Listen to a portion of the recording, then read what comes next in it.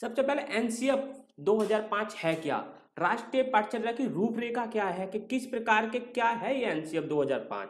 राष्ट्रीय पाठ्यचर्या की रूपरेखा 2005 आधुनिक शिक्षा पद्धति के संदर्भ में एक अभिनय और दूरगामी प्रयास है।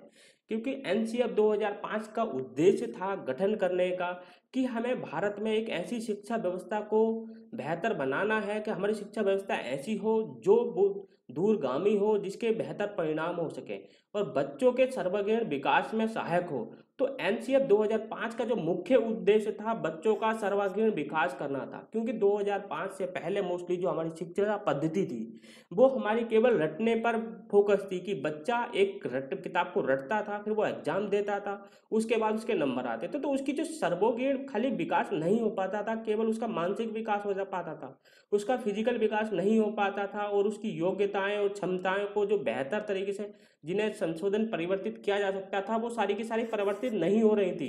तो इस प्रकार एनसीएफ 2005 को एक बेहतर तरीके से कैसे शिक्षा व्यवस्था को सुधार किया जाना चाहिए, एक राष्ट्रीय पाठ्यचर्या की रूपरेखा तैयार की गई जिसे एनसीएफ 2005 के नाम से जाना जाता है। इसका प्रमुख जो उद्देश्य था, मुख्य उद्देश्य या मुख्य झुकाव जिसे कह सकते हैं कि जो विद्यालय का जो जीवन था उसे बाहरी के जो वातावरण का जीवन था उससे जोड़ना था। कि मतलब ऐसा नहीं है कि खाली जो बच्चे ने विद्यालय में पढ़ा है केवल वो उसके विद्यालय में ही काम आए, उसके जो ज्ञान है वो बाहरी जीवन में भी जरूर काम आना चाहिए और बाहरी और विद्यालय जीवन को दोनों को आपस में जोड़ना, ताकि एक दूसरे से लाभ ले सकें। वातावरण का जो लाभ है वो विद्यालय में मिल सके और विद्यालय का लाभ आपके वातावरण में मिल सके। तो इस प्रकार की जो रूपरेखा तैयार की गई थी राष्ट्रीय पाठ्यचर्या रूपरेखा 2005 के अनुसार। तो इसमें जो जो पाठन प्रक्रिया का जो आपका जो पाठन प्रक्रिया थी वो समझ आधारित बनानी थी कि जो बच्चा है समझे। ऐसा नहीं है केवल वो पाठ्य पुस्तक को रट ले और एग्जाम दे और पास हो जाए नेक्स्ट क्लास में चले जाए, केवल शिक्षा का इतना सा उद्देश्य नहीं हो सकता। तो इसका जो मुख्य उद्देश्य यही था कि जो जो पाठ पाठन की जो प्रक्रिया है वो समझ आधारित बनानी जाए। अब बात कर लेते हैं एनसीएफ 2005 के परिचय के बारे में। एनसीएफ 2005 है क्या? एन राष्ट्रीय पाठ्यचर्या की रूपरेखा 2005 यानी एनसीएफ 2005 शिक्षा के क्षेत्र में एक अभिनय दस्तावेज है, मतलब नवीन दस्तावेज है। अभी तक की जो रूपरेखाएं हैं 2005 पर ही, जो हमारी शिक्षा पद्धति है वो सारी 2005 के अकॉर्डिंग ही चल रही है। परंतु आपने सुना होगा अभी आपकी नई शिक्षा नीति 2009 को 2019 को लागू करने की बात की जा रही थी, परंतु कोरोना वायरस के जो पैंडेमिक आई है उसके दौरान इसे लागू नहीं किया जा सकता। क्योंकि जो हमारा एनसीएफ 2005 भी है वो 2005 के अकॉर्डिंग बनाया गया था और दूरगामी उसके परिणाम भले ही थे, परंतु आज की डेट में एनसीएफ 2005 में भी बहुत से आपके कर्म उसके करेक्शन करने की आवश्यकता है, उसे और सुधार की आवश्यकता है, इसलिए नई शिक्षा नीति 2019 को लाया जा रहा था। तो अभी जैसे ही ये आपकी कोरोना की जो समस्या है वो समाप्त हो जाएगी तो नई शिक्षा नीति पे जरूर बात होगी, नई शिक्षा नीति जरूर आएगी। तो अभी तक का जो हमारा जो नवीन दस्तावेज है वो 2005 ही है। तो जो एनसीएफ 2005 था वो एनसीईआरटी के द्वारा प्रोफेसर यशपाल की अध्यक्षता में अंतर्राष्ट्रीय स्तर के जो शिक्षावादिक थे, मनोवैज्ञानिक थे और जो विषय विशेषज्ञ थे उनके द्वारा तैयार किया गया था। कि जो हमारी एनसीईआरटी है उसके द्वारा ही हमारे जो शिक्षा पद्धति है उसे समलोप परिवर्तित किया जाता है, उसे ऑपरेट किया जाता है।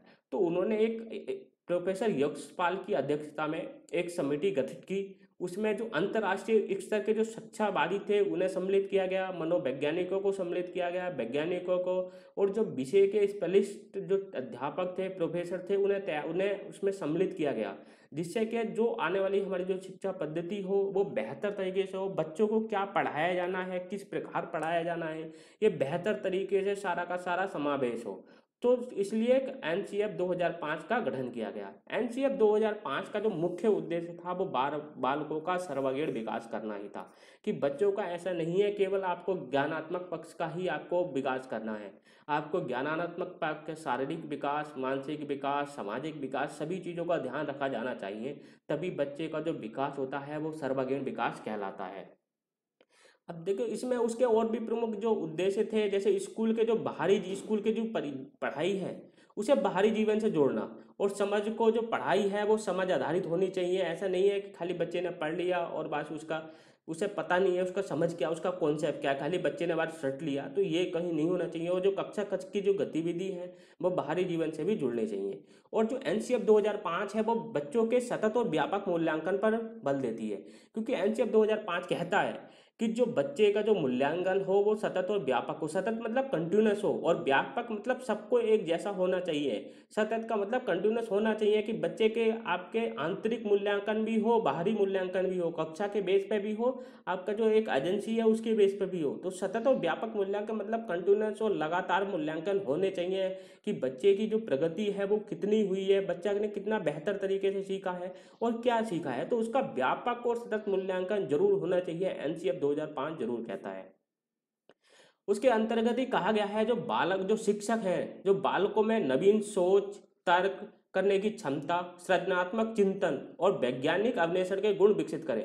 जो बच्चा होता है उसमें क्या कहते हैं, नई नई सोचने की क्षमता हो, तर्क करने की क्षमता, सृजनात्मक और जो वैज्ञानिक अविशेष के गुण हैं वो विकसित होने चाहिए। ऐसी शिक्षा पद्धति हमारी होनी चाहिए। बच्चों की अभिव्यक्ति जो है महत्वपूर्ण भाषा स्थान रखती है, जो मातृभाषा होती है वो महत्वपूर्ण स्थान रखती है कि बच्चे जब प्राथमिक विद्यालय में जाता है तो उसे मातृभाषा के अलावा कुछ नहीं आता। तो एनसीएफ 2005 यही कहता है जो बच्चे की जो प्राइमरी भाषा होती है होनी चाहिए, जो प्राइमरी शिक्षा होनी चाहिए वो मातृभाषा में होनी चाहिए, तथा इसका जो प्रक्रिया को अध्यापकों को इस अधिगम प्रक्रिया का उपयोग भी करना चाहिए। ऐसा नहीं है कि जो मातृभाषा का एक नॉर्मल विद्यालय में बच्चा पढ़ रहा है वो मान लीजिए बंगाल का है, उसकी जो भाषा है वो बंगाली है, तो ऐसा नहीं है उसे उसकी भाषा को आप डिस्करेज करें, मतलब उसे हतोत्साहित करें, तो ऐसा नहीं करना चाहिए। अध्यापक को उसकी जो मातृभाषा है उसका भी सम्मान करना चाहिए। अगर बच्चा वो अपनी मातृभाषा में बता रहा है तो उसे ध्यान से सुनना चाहिए। ऐसा नहीं कि उसने वो बंगाली बोल रहा है तो आप नहीं समझे बस, क्योंकि एक छोटे छोटे बच्चों को भी ऐसा नहीं है कि बंगाली के डिफिकल्ट वर्ड आते होंगे, एक प्राइमरी के स्कूल का बच्चा है तो उसे भी एक नॉर्मल वर्ड आते होंगे, तो बच्चा अध्यापक समझ सकता है। तो जो मातृभाषा है वो महत्वपूर्ण स्थान रखती है। अध्ययन अध्यापन के दौरान शिक्षकों को बालकों की जिज्ञासु प्रवृत्ति, प्रश्न पूछने की इच्छा, पढ़ाई के प्रति अभिरुचि जैसे बहुआयामी गुणों का विकास पर भी बल देना चाहिए कि बच्चा ऐसा नहीं है कि खाली आया और पढ़कर चला गया, उसे जिज्ञासु प्रवृत्ति होनी चाहिए, बच्चे को बेहतर और जानने की इच्छा होनी चाहिए। और ऐसी शिक्षा व्यवस्था बनानी चाहिए जिसमें बच्चा जो आसानी से बिना किसी संकोच के अपने प्रश्न को पूछ सके, तो ऐसे विकास पर बल देना चाहिए। एनसीएफ 2005 में एक सविस्तार बताया गया कि बच्चे को क्या पढ़ाना है और कैसे पढ़ाना है। राष्ट्रीय पाठ्यचर्या की रूपरेखा 2005 का जो उद्गम हुआ है वो रविन्द्रनाथ टैगोर के निबंध सभ्यता और प्रगति से हुआ है, जिनमें उन्होंने बताया है कि सृजनात्मकता, उदार, आनंदपूर्ण बचपन की कुंजी है और ना समझ जो वयस्क हैं संसार के लिए प्रकृति का खतरा है। कि संचार अगर अगर आपने बच्चे को एक बेहतर तरीके से शिक्षा नहीं दी, उसे एक बेहतर सामाजिक नागरिक नहीं बनाया, तो क्या होगा, वो एक असामाजिक नागरिक बनेगा और वो संसार के लिए खतरा बन जाएगा। सामाजिक न्याय समानता के संवैधानिक मूल्यों पर आधारित एक धर्मनिरपेक्ष, जो आपका जो उद्देश्य होने चाहिए वो धर्मनिरपेक्ष होने चाहिए, समता मूलक होने चाहिए और बहुतलावादी होने चाहिए। ऐसे समाज के आदर्शों से प्रेरणा लेते हुए इस दस्तावेज में शिक्षा के कुछ व्यापक उद्देश्य निर्धारित किए गए हैं। तो इसमें जो कौन कौन से हैं, सबसे पहले इसमें जो शामिल है, जो विचार और कर्म की के बच्चों को स्वतंत्रता होनी चाहिए, दूसरों की भलाई करने का हमेशा उन्हें प्रेरणा देनी चाहिए, भावनाओं के प्रति संवेदनशीलता, नई परिस्थितियों को लचीलापन और रचनात्मक तरीके से सामना करना। ये रचनात्मक तरीके मोस्ट इंपोर्टेंट शब्द है। इससे डायरेक्ट क्वेश्चन आता है कि जो एनसीएफ 2005 है वो किसके आधारित पर है, किस बेस पर है। तो रचनात्मक तरीकों का सामना करने के लिए बच्चे को आपको विकास करना चाहिए। अगर शिक्षा को जानने के लिए लोकतांत्रिक तरीकों से सुदृढ़ करना है तो उसे स्कूल में जाने वाली जो पहली पीढ़ी की उपस्थिति का भी ध्यान रखना होगा। पहली पीढ़ी की उपस्थिति का मतलब है जो पहले जिनके माता पिता अनपढ़ होते हैं परंतु जो उनके बच्चे वो विद्यालय जाना शुरू करते हैं, तो ऐसी पीढ़ी को पहली पीढ़ी कहते हैं। तो उस पीढ़ी का भी हमें ध्यान रखना है कि जिसके जो माता पिता हैं वो पढ़े लिखे नहीं है परंतु वो अपने बच्चे को पढ़ाना चाहते हैं, तो उन्हें जो पारिवारिक माहौल है वो एजुकेशन माहौल नहीं मिल पाता है, परंतु हमें ऐसी शिक्षा पद्धति, ऐसा हमें माहौल बनाना होगा विद्यालय में, तो जो पहली पीढ़ी के बच्चे हैं उनका भी ध्यान रखना होगा और वो भी बेहतर तरीके से सीख सके, उनका भी विकास हो सके। तो जिसका स्कूल में बने रहने बने रहना उस संविधान संशोधन के चलते अनिवार्य हो गया, जिससे आरंभिक कक्षा का हर बच्चे का मौलिक अधिकार बना दिया गया। उसी के बाद समझ लो, देखा आपने देखा होगा 2009 आरटीई 2009 आया, जिसमें संविधान संशोधन किया गया और बच्चे की जो आरंभिक शिक्षा को एक मौलिक अधिकार बना दिया गया, क्योंकि बच्चे को शिक्षा जरूरी है हर की उसके सामाजिक विकास के लिए, उसके आपके मानसिक विकास के लिए। तो उसके बाद 2009 में आपको पता ही है कि आरटीई 2009 आया और उसे आपका मौलिक अधिकार बना दिया गया। हमारे शैक्षिक उद्देश्यों और शिक्षा की गुणवत्ता में आज गहरी विकृति आ गई है। यह तथ्य प्रमाण तथ्य है कि जो बच्चों हैं और उनके माता पिता में तनाव और बोझ का कारण बन गई है। क्योंकि देखो, आंशिक 2005 जब आया, उससे पहले जो आपका बच्चों की जो शिक्षा होती थी वो केवल ज्ञानात्मक पक्ष से होती थी कि बच्चा एक किताबों को रटता था और एग्जाम देता था, और जो जितना ज़्यादा रट लेता था वो उतना एग्जाम में लिख देता था, उसके उतने बेहतर नंबर आते थे, उसे उतना ही बेहतर माना जाता था। परंतु जब वो वास्तविक जीवन में पढ़ने के बाद जब वो वास्तविक जीवन में प्रवेश करता था तो उसे कुछ नहीं आता था, जो वास्तविक जीवन में कुछ कोई ज्ञान नहीं होता था, केवल उसे ज्ञान किताबी ज्ञान होता था। तो उसके कारण जो माता पिता थे उनके लिए भी तनाव रहता था कि बच्चा ने क्या इतना पढ़ने के बाद भी आज ये समाज में एक बेहतर नागरिक नहीं बन पा रहा है, वो कुछ नहीं कर पा रहा है, तो जो ये बोझ भी बन गई थी। तो इसी प्रकार इसी को सुधारने के लिए एनसीएफ 2005 आया, उसका शिक्षा पद्धति हमारा रूपरेखा तैयारी की गई कि जो बच्चा है वो कैसे उसका बेहतर समाज निर्माण होगा, उसका सर्वांगीण विकास कैसे होगा, वो विद्यालय शिक्षा करने के बाद वो कैसे एक समाज का अच्छा नागरिक बन पाएगा। इस विकसित समाज करने के लिए राष्ट्रीय परिचर्या में जो हमारा एनसीएफ 2005 में इस दस्तावेज में प्रमुख 5 सिद्धांतों का भी प्रस्ताव रखा गया जो प्रमुख हैं, और ये एग्जाम की दृष्टि से प्रमुख आते हैं 5 सिद्धांत। तो इन्हें आइए पढ़ते हैं सविस्तार। सबसे पहला सिद्धांत था हमारे 5 निर्देशक सिद्धांत जो हैं एनसीएफ 2005 के, जिसमें पहला सिद्धांत है आपका ज्ञान को स्कूल के बाहरी जीवन से जोड़ना, कि बच्चा जो विद्यालय में सीख रहा है उसका उपयोग वो बाहरी जीवन में कैसे पढ़ पाएगा। तो जो बाहरी जीवन का जो ज्ञान है वो भी विद्यालय में आपका हो जाए, और जो आपका स्कूल का जो ज्ञान है वो बाहरी जीवन में भी उपयोगी है। ऐसा हमें पूरा का पूरा हमें पाठचर्या पूरी अपनी शिक्षा पद्धति को बनाना होगा। और दूसरा था जो परीक्षा की अपेक्षाकृत अधिक लचीला बनाना और कक्षा की गतिविधियों से जोड़ना, कि जो परीक्षा जो पहले होती थी क्या होता था, केवल आपने बच्चे ने पढ़ा, उसके बाद उसने परीक्षा दी, उसके नंबर आए, तो उसके बेस पे ही खाली ये पद्धति थी कि मतलब साल में एक बार परीक्षा होती थी। परंतु जो एनसीएफ 2005 ने आया उसने सतत और व्यापक मूल्यांकन पर ध्यान दिया कि बच्चे को ऐसा नहीं है केवल आप एक ही बार परीक्षा ले लें और जिससे क्या उसका पूरा का पूरा मानसिक तनाव से वो गुजर जाए। क्या है, आप धीरे धीरे कंटिन्यूस उसकी परीक्षा ले लीजिए या लचीला बना दीजिए, और कक्षा की जो गतिविधि है उसमें को भी जोड़ना चाहिए। ऐसा नहीं है खाली बच्चे ने पूरा पढ़ा उसके बाद खाली आपने एक परीक्षा ले ली, उसके बेस पर आपने उसका निर्धारण कर दिया कि बच्चे ने कैसे सीखा है। तो इस बात पर बताया गया कि जो परीक्षा है वो अधिक लचीली होनी चाहिए और कक्षा की गतिविधियों से भी जोड़ना चाहिए। ऐसा नहीं है कि खाली आपने एक एग्जाम दिया, उसमें क्या होना चाहिए, आपका जो मूल्यांकन हो चाहिए बच्चे का शारीरिक कैसा मूल्यांकन है, कैसा बच्चा शारीरिक विकास कर रहा है, अगर वो जो खेल जैसी गतिविधियों में कितना शामिल हो रहा है। खेल जैसी गतिविधियों को आपको आर्ट को भी आपको उसमें मूल्यांकन में लेना चाहिए कि बच्चा कितनी अच्छी पेंटिंग बना पाता है, कितना किसी भी खेल को कितना बेहतर तरीके से सीख सकता है, उसे भी आपके मूल्यांकन में जोड़ना चाहिए। तो यही इसका मुद्दों उद्देश्य था दूसरा। और तीसरा ये था एक ऐसी अधिमानी पहचान का विकास जिसमें प्रजातांत्रिक राज्य व्यवस्था के अंतर्गत राष्ट्रीय चिंताएं समाहित हो, कि ऐसे सामाजिक आपका निर्माण करना है, ऐसे व्यक्ति का निर्माण करना है जो प्रजातांत्रिक हो। राष्ट्र व्यवस्था के अंतर्गत प्रजातांत्रिक मतलब सबके लिए समान रूप से सोचे, ऐसा नहीं है कोई ऊंचा है कोई नीचा है कोई बड़ा है। और सबसे प्रमुख उद्देश्य था जो राष्ट्र की चिंताएं हैं कि हमें अपने देश के लिए बेहतर तरीके से हमें क्या करना चाहिए, हम देश को क्या और बेहतर तरीकों से बनाने के लिए हम क्या कर सकते हैं।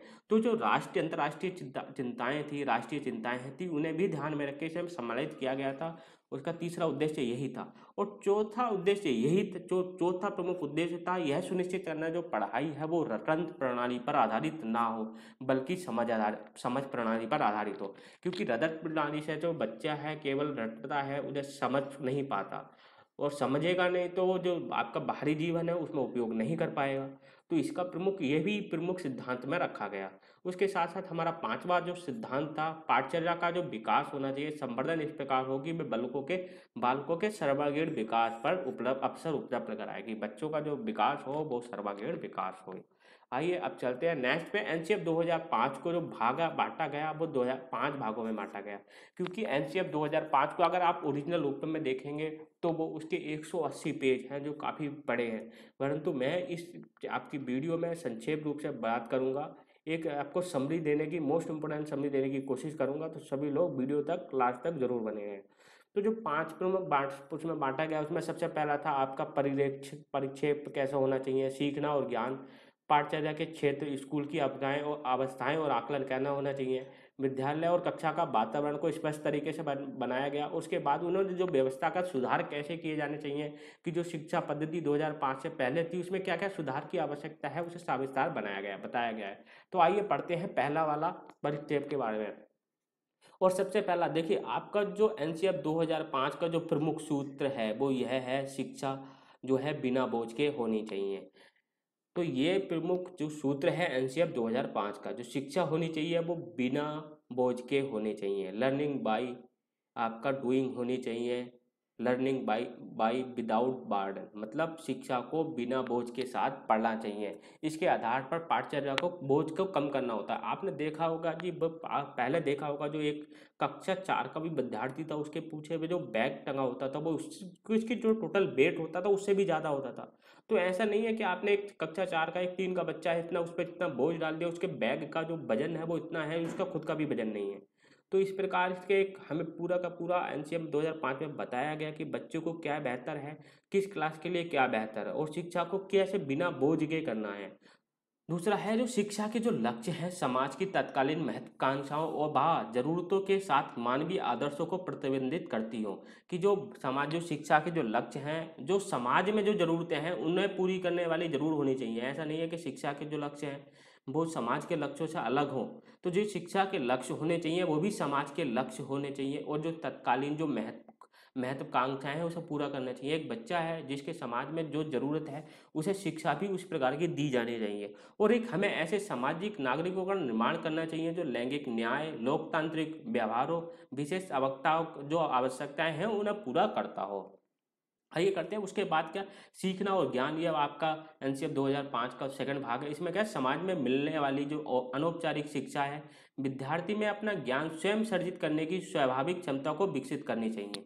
कि जो आपके समाज में मिलने वाली अनौपचारिक शिक्षा है, जैसे कि जो बच्चा माता पिता से सीखता है, उसमें जो विद्यालय जो शिक्षक का जो ज्ञान है स्वयं सृजित करने वाली होनी चाहिए और स्वाभाविक क्षमता से विकसित होने चाहिए। बाल केंद्रित शिक्षा का अर्थ है बालकों के अनुभवों, उनके स्वरों तथा उनकी सक्रिय सहभागिता पर प्राथमिकता देना। कि जो आपकी शिक्षा होनी चाहिए वो आपकी बाल केंद्रित होनी चाहिए, जिसमें बच्चों के अनुभवों, उनकी जो सक्रिय भागीदारी है उन्हें प्राथमिकता देनी चाहिए। और उसके बाद साथ ये बताया गया, जो बच्चे होते हैं वो उसी वातावरण में जल्दी सीखते हैं जहाँ उन्हें लगे कि महत्वपूर्ण माना जा रहा है। कि बच्चे को अगर आप कक्षा में महत्वपूर्ण मानेंगे तो वो उतना बेहतर तरीके से सीखेगा। अगर आप बच्चों पर ध्यान नहीं देंगे, उन्हें महत्वपूर्ण नहीं मानेंगे, तो वह अच्छी तरह से नहीं सीखेंगे।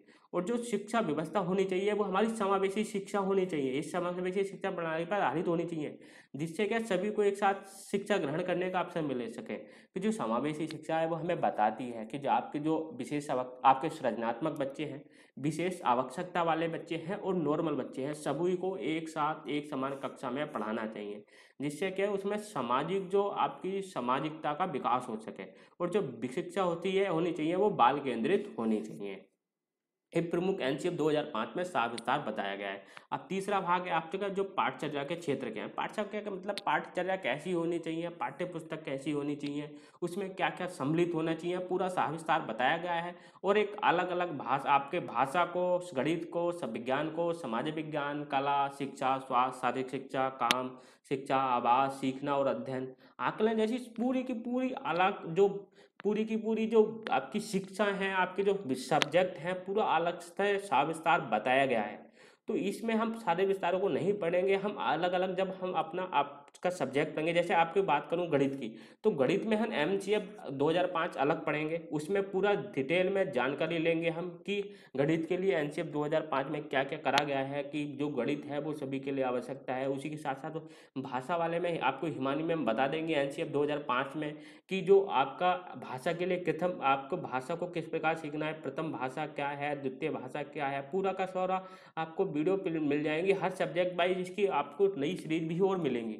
तो जो सब्जेक्ट में आपको इसकी एनसीएफ 2005 को हर सब्जेक्ट को अलग सब्जेक्ट के साथ भी मिलेगी। और उसके साथ साथ इन्होंने आकलन की जो आकलन और मूल्यांकन जैसी विधियों का भी समावेश होना चाहिए, बिल्कुल सविस्तार बताया है। और ये हम पूरा का पूरा आपको नेक्स्ट वीडियो में दे देंगे। तो इसमें ज़्यादा चर्चा ना करते हुए आइए चलते हैं नेक्स्ट पॉइंट पे हमारा। नेक्स्ट है विद्यालय तथा कक्षा का वातावरण।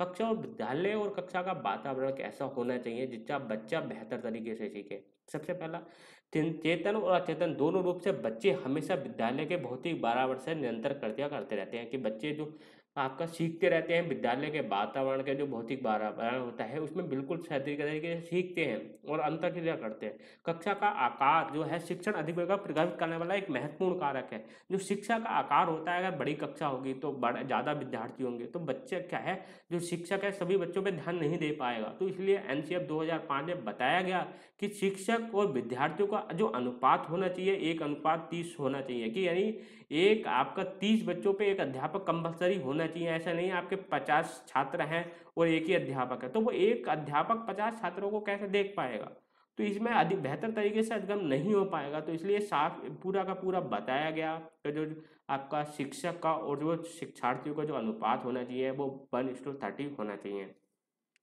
उसी के बाद जो स्कूल की जो संस्कृति होनी चाहिए वो शिक्षा की जो अस्मिता को उजागर करने के साथ साथ ऐसा वातावरण तैयार करें जिसमें प्रत्येक शिक्षार्थी की जो अभिरुचि और क्षमताओं का विकास हो सके। ऐसा नहीं है केवल आपने जो अच्छे सृजनात्मक बच्चे हैं उन्हीं के लिए आपने एक ऐसा माहौल बना दिया और जो आपका विशेष आवश्यकता वाले बच्चे हैं उन्हें वो उसमें आपका अब पूरा का पूरा सम्मिलित नहीं हो पा रहे हैं, आपके एक नॉर्मल बच्चों को सम्मिलित नहीं हो पा रहे हैं कि आपने ऐसा संस्कृति बना दी। तो आपको ऐसी आपका माहौल ऐसा बनाना है, स्कूल की संस्कृति को ऐसा रखना है जिसमें सभी के सभी एक बेहतर तरीके से सीख पाएँ और सब उसमें रुचि ले सकें और सभी की क्षमताओं का विकास हो सके। उसके बाद नेक्स्ट है आपका, और ये जो पॉइंट मैं बता रहा हूँ आपको, ये तीसरा बता रहा हूँ मैं, ये बिल्कुल आपको ऐसे ही सेम टू सेम क्वेश्चन रखने मिलेंगे और आपको हम जैसे नेक्स्ट क्वेश्चन बताएंगे पढ़ाऊंगा मैं तो आपको पता भी लग पाएगा कि बिल्कुल कितने इंपॉर्टेंट पॉइंट है ये। आपकी राष्ट्रीय पाठ्यचर्या की रूपरेखा 2005 के जो अनुसार जो अधिगम होता है वो स्वाभाविक रूप से सक्रिय और सामाजिक होता है कि बच्चा जो सीखता है वो सक्रिय रूप से सीखता है। बच्चा जितना आपका सक्रिय रहेगा उतने बेहतर तरीके से सीखेगा। Learning by doing is the best method of learning, मतलब जब बच्चा खुद करके सीखता है वो सबसे बेहतर तरीके से सीखता है, यही सबसे बेहतर तरीका होता है। और वो सामाजिक रूप से सीखता है, जब वो विद्यालय में जाता है वो अपने पास पड़ोस के जो बच्चे होते हैं उनसे भी सीखता है। तो ये जो बिल्कुल जो आपके जो एनसीएफ 2005 के जो अधिगम होता है वो सक्रिय और सामाजिक रूप से होता है। इसमें बच्चों की सक्रिय भागीदारी हमारी संस्कृति के समता मूलक लोकतांत्रिक धर्मनिरपेक्षी और समानता के मूल्य में नहीं जानने जैसे लक्ष्य हेतु अत्यंत आवश्यकता है कि जो हमारी जो शिक्षा होनी चाहिए वो लोकतांत्रिक तरीके से होनी चाहिए, धर्मनिरपेक्षी होने चाहिए। ऐसा नहीं है आप किसी धर्म को एक ज़्यादा बढ़ा चढ़ा कर आप प्रस्तुत करें और दूसरे को आप कम करें, और समानता होनी चाहिए हर चीज़ में। तो इसलिए ऐसा बिल्कुल कि पूरा माहौल होना चाहिए और अनुशासन ऐसा होना चाहिए जो कार्य के संपन्न होने में मदद करे और साथ ही बच्चों की क्षमता को भी बढ़ाए। तो ऐसा अनुशासन भी होना चाहिए कक्षा में कि ऐसा नहीं है कि बिल्कुल आपने बिल्कुल स्ट्रिक्ट अनुशासन बना दिया कि बच्चा कोई नहीं बोलेगा। अरे जब बच्चा बोलेगा नहीं तो वो अपने क्वेश्चन कैसे पूछेगा। तो आपको एक नॉर्मल अनुशासन पर ये आपको माहौल बनाना है, ऐसा नहीं बिल्कुल खौफ बना देना है कि बच्चे बिल्कुल पूछने से डरे। तो एक अनुशासन ही बहुत महत्वपूर्ण रोल निभाता है आपका अधिगम में। और जो आपके राष्ट्रीय पाठ्यचर्या की रूपरेखा 2005 यानी अनुसब जो आपका 2005 के अनुसार जो शिक्षक की भूमिका होती है वो सुविधादाता की होती है। जो शिक्षक होता है वो सुविधादाता होता है। वो कभी भी आपका, जैसे आपने देखा होगा गुरुकुल आपकी पद्धति होती थी जिसमें पहले गुरु होता था वही सर्वोसर्वा होता था। उसके बाद आपकी दूसरी पद्धति आई जिसमें बराबर का हुआ। उसके बाद फिर बाल केंद्रित आपकी शिक्षा पद्धति आई जिसमें क्या बाल केंद्रित होकर बालों ही की महत्वपूर्ण स्थान होता है। उसी में एनसीएफ 2005 में भी बताया जो आपका शिक्षक होता है वो सुविधादाता होता है, ना कि आपके सर्वोसर्वा। और जो बच्चा होता है वही महत्वपूर्ण होता है। तो ये ध्यान रखना। और सीटेट भी हमेशा यही कहता है और मैं हमेशा बताता हूँ कि आपको मूल मंत्र यही है कि बच्चा भगवान है और शिक्षक केवल सुविधादाता है। तो इस बात का ध्यान रखना हमेशा इस मूल मंत्र का। उसके बाद साथ उन्होंने कुछ आपके जो आपकी एनसीएफ 2005 के अकॉर्डिंग जो विद्यालय में कुछ व्यवस्थागत सुधार भी किए। उन्होंने बताया कि जो बच्चों की जो शिक्षा है विकासक मानकों स्टैंडर्ड का प्रारूप होना चाहिए कि जो स्टैंडर्ड होना चाहिए सारे के सारे भारत में एक जैसी शिक्षा व्यवस्था होनी चाहिए। ऐसा नहीं है हर राज्य में अलग से शिक्षा व्यवस्था होनी चाहिए। अगर बच्चा वो दूसरे विद्यालय, अगर आप दूसरे राज्य का है तो उसकी शिक्षा पद्धति अलग होनी चाहिए। जैसे दिल्ली का है तो दिल्ली के अलग होने चाहिए, आपका आसाम का अलग होना चाहिए और जम्मू कश्मीर का अलग होने, ऐसा नहीं बताया। उन्होंने बताया कि जो शिक्षा व्यवस्था है पूरे के जो स्टैंडर्ड होने चाहिए पूरे के पूरे भारत में। अधिगम की जो सहभागिता को उस प्रक्रिया में देखना चाहिए जिसमें सहपाठियों और वृद्ध सामाजिक समुदाय पूरे राष्ट्र के साथ सामाजिक संदर्भों के बीच हो, यानी सब में पूरे के पूरे हमारे राष्ट्र में जो सामाजिक संदर्भ है सभी के लिए एक जैसी शिक्षा व्यवस्था होनी चाहिए। सबको एक सामाजिक नागरिक बनाने के लिए हमेशा शिक्षा व्यवस्था होनी चाहिए। उसके इस पाठचर्या को इस प्रकार निर्मित किया जाना चाहिए जिसमें जो शिक्षक हैं विद्यार्थियों को खेलने और काम करते हुए प्रत्यक्ष रूप से अवलोकन कर सके।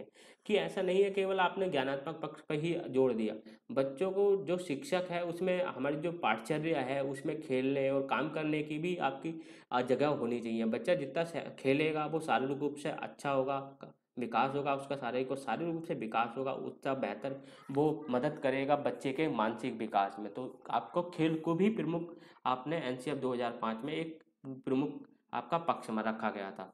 उसके बाद चौथा है शिक्षण जो प्रक्रिया है कार्य में समाज जो समकालीन भारतीय समाज में जो मुद्दे हैं चिंताएं हैं उनके बहुतलावादी स्वभाव, पहचान, लिंग समानता, जीविका, गरीबी जैसे विषयों का भी समाप्त होना चाहिए। ऐसा नहीं है गरीबी को हमेशा एक गलत नज़र से देना चाहिए। जो गरीबी की जो क्या प्रॉब्लम है उन्हें भी समझना चाहिए और सभी के लिए एक जैसा समावेश पूरे का पूरा होना चाहिए शिक्षा व्यवस्था में। आइए अब करते हैं इससे रिलेटेड मोस्ट इम्पोर्टेंट क्वेश्चन। पहला क्वेश्चन है राष्ट्रीय पाठचर्या की रूपरेखा 2005 के अनुसार शिक्षक की भूमिका क्या होनी चाहिए। अधिकानायकीय होनी चाहिए, अनुमति परक होनी चाहिए, सुविधादाता होना चाहिए, सत्तावादी होनी चाहिए। मैं आपको बता चुका हूँ एनसीएफ 2005 के अकॉर्डिंग जो शिक्षक की भूमिका होनी चाहिए वो सुविधादाता होनी चाहिए। आइए चलते हैं नेक्स्ट क्वेश्चन पे। क्वेश्चन नंबर सेकेंड, राष्ट्रीय पाठचर्या फ्रेमवर्क 2005 ने अपनी समझ जो प्राप्त की कहाँ से प्राप्त की।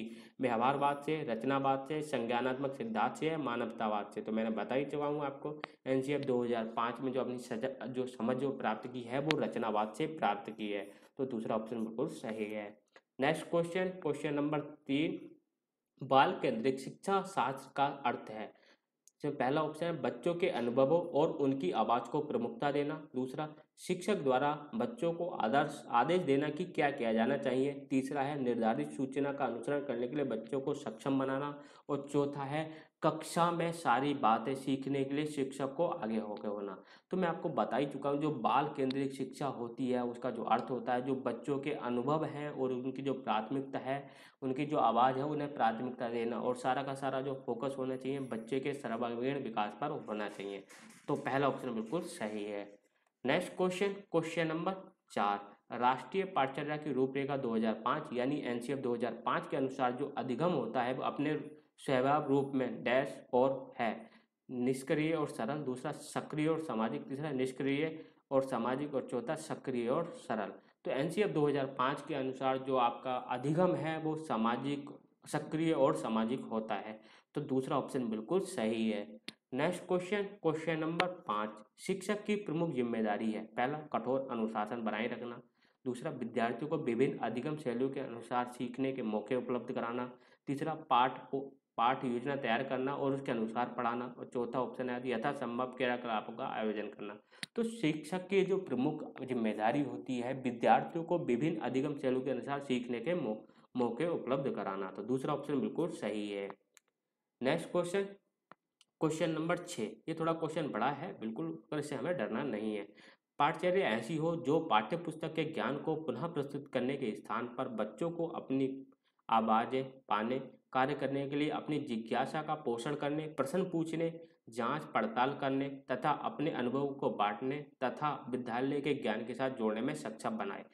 राष्ट्रीय पाठचर्या की रूपरेखा 2005 की इस पृष्ठभूमि में शिक्षक की प्राथमिक भूमिका क्या होनी चाहिए। पहला, बच्चों को अपनी समझ और उनके ज्ञान को साझा करने के लिए पर्याप्त अवसर देने चाहिए। दूसरा, बच्चों के अनुभवों को निरस्त कर पाठ्य पुस्तकों पर ध्यान केंद्रित करना चाहिए। तीसरा, पाठ्य पुस्तक के अध्याय को क्रमवार पूरा कराना चाहिए। और चौथा है यह सुनिश्चित करना चाहिए कि शिक्षिका अच्छे प्रश्न पूछे और शिक्षार्थी अपनी उत्तरिका में उसमें जो उत्तर है उन्हें लिख सके।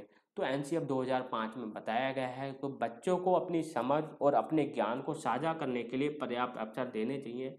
बच्चों को एक महत्वपूर्ण आपका व्यक्ति मानना चाहिए शिक्षा पद्धति में।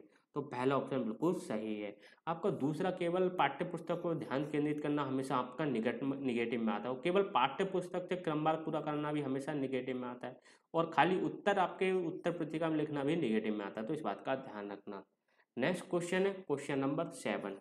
एनसीएफ 2005 के अनुसार जो गलतियां इस कारण महत्वपूर्ण होती हैं।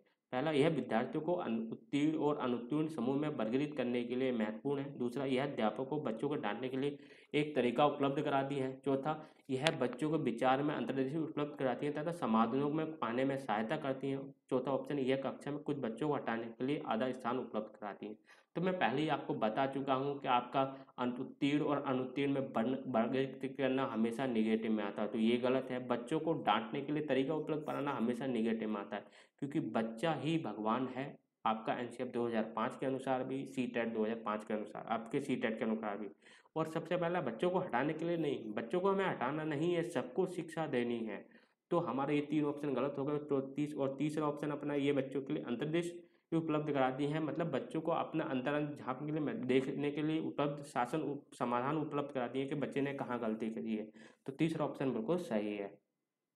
Next question, question number 8। विद्यालय आधारित आकलन प्रारंभ किया गया ताकि, पहला, राष्ट्र में विद्यालय शिक्षा संगठनों की शक्ति का विकेंद्रीकरण किया जा सके। दूसरा, सभी विद्यार्थियों के संपूर्ण विकास को निश्चित किया जा सके। तीसरा, विद्यार्थियों की उन्नति की बेहतर व्याख्या के लिए उनकी सभी गतिविधियों के नियमित अनुलेखन हेतु विद्यार्थियों को अभिनवित किया जा सके। और चौथा ऑप्शन है, विद्यालय अपने क्षेत्र में विद्यमान अन्य विद्यालयों की तुलना में प्रतियोगिता द्वारा अपनी विशेषता का प्रदर्शन के हेतु अभिप्रेरित कर सके। तो मैंने बताया आपको, बिल्कुल इसका सही आंसर है कि जो विद्यार्थियों की उन्नति की जो बेहतर व्याख्या करने के लिए सभी गतिविधियों का जो आकलन होना चाहिए, तो इसलिए तीसरा ऑप्शन बिल्कुल सही है। Thanks for watching. अगर आपको वीडियो अच्छी लगी हो तो लाइक करें, अपने दोस्तों के साथ शेयर करें, और आपने हमारे चैनल ज्ञान मंत्र को सब्सक्राइब नहीं किया है तो ज्ञान मंत्र चैनल को सब्सक्राइब करें। इस लेक्चर की पीडीएफ आपको हमारे टेलीग्राम ग्रुप पर मिल जाएगी। टेलीग्राम का लिंक डिस्क्रिप्शन में दे दिया गया है। धन्यवाद।